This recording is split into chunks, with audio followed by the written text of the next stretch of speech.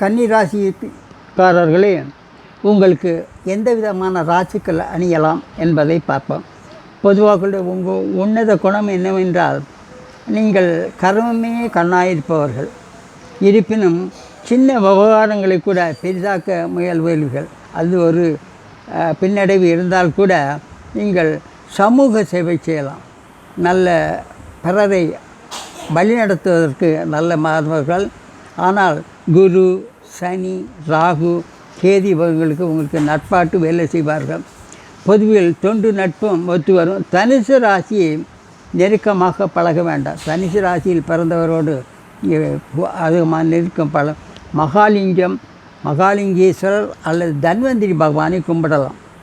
அதாவது நீங்கள் புதன்கிழமை அதிகாலையில் 3 மணிக்கு 4 மணி வரை புத பகவானை கும்பிட்டா ஏகப்பட்ட செல்வத்தை உங்களுக்கு அள்ளி தருவார். அதேபோல் சுக்கிரன், செவ்வாய் மற்றும்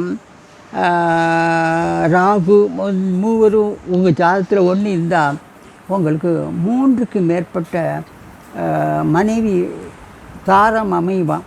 உஷாராக இருங்கள். பொதுவாக என்ன கல் அணியலாம் என்றால், நீங்கள் எமரால்டு அணியலாம். அதாவது ஆயுள் முழுக்க இருந்தால் கூட உடல் நலம், பண வரவு, வேலைவாய்ப்பு, கடன் இல்லாமல் வாழ்வதற்கு இந்த எமரால்டு அணியலாம். அது வைரம் அணிக்கலாம். வைரம் 2 9 கூடையவர்.